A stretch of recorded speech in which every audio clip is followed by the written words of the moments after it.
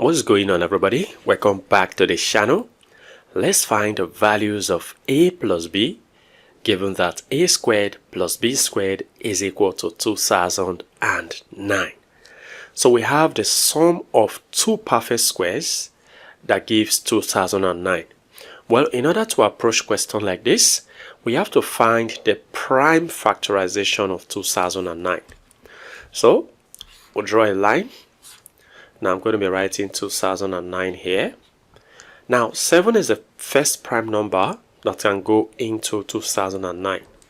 So 2009 divided by 7, I have 287. Now 287 divided by 7, I have 41.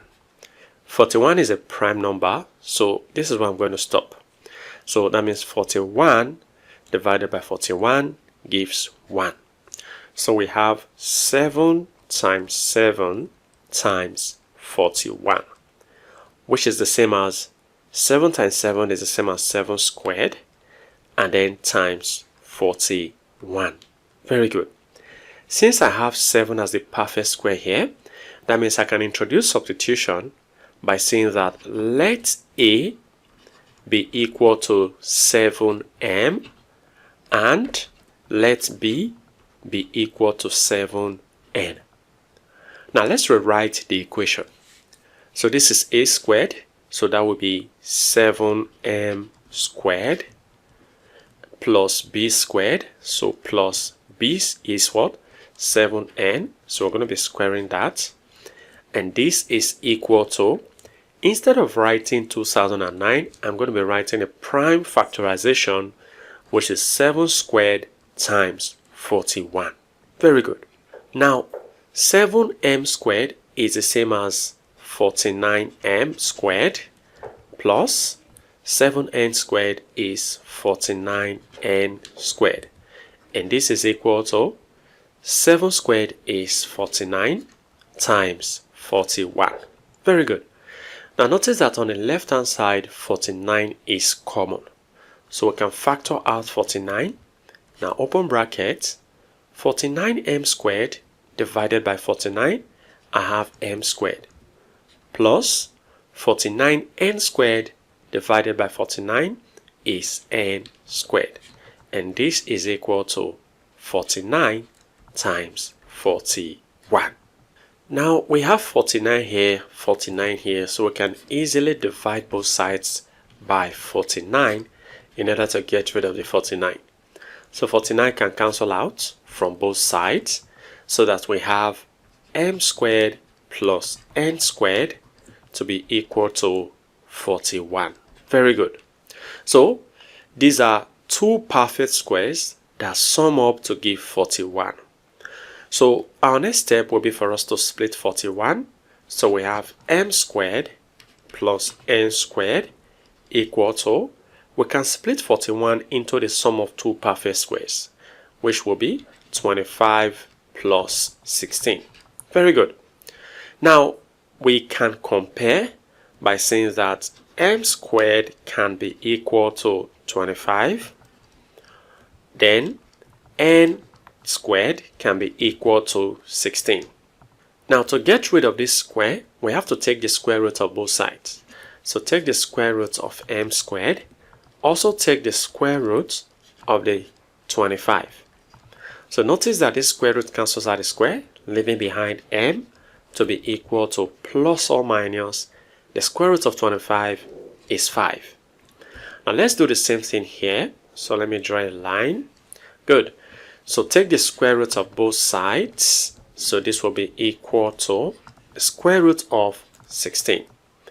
Now see that this square cancels out the square roots. Both cancels out, leaving behind n to be equal to plus or minus the square root of 16 is 4. So the values of m and n are, we've got plus or minus 5 for m, and we've got plus or minus 4 for n. But recall that what we have here is symmetric, which means when we swap the position of m and n, we're still going to be having the same result. So I can swap the values of m and n and it will still be the same. So m can be plus or minus 4, while n can also be plus or minus 5. But we're looking for a and b. So let's recall. So recall that we said a is equal to 7m and we said b is equal to 7n. So for a, the value of a will be, let's use this. M is 5, so this is 7 times m. M is plus or minus 5, so the value of a will be 7 times plus or minus 5. I'm going to be having plus or minus 35. Good. Now what about b? B will be 7 times n. N here is plus or minus 4. Now multiplying, we have 7 times plus or minus 4 and have plus or minus 28. Very good.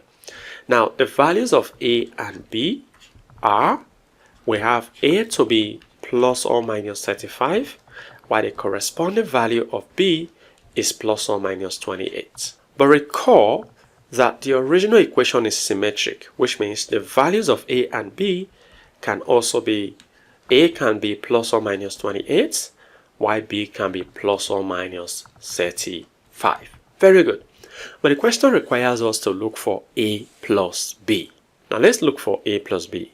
So a plus b as required will be a, let's say, plus or minus 35. Then plus b, b is plus or minus 28. When we add this together, we're going to be having plus or minus 63. So what does this mean? It means the sum of a and b can be positive 63 and it can also be negative 63. There you have it. Well, feel free to share your ideas in the comment section below. And if you enjoyed this video and have learned something from this video, go ahead and give this video a thumbs up. Subscribe if you haven't. Turn on the notification bell so you don't miss my upcoming videos. And like I always say, until next time, take care.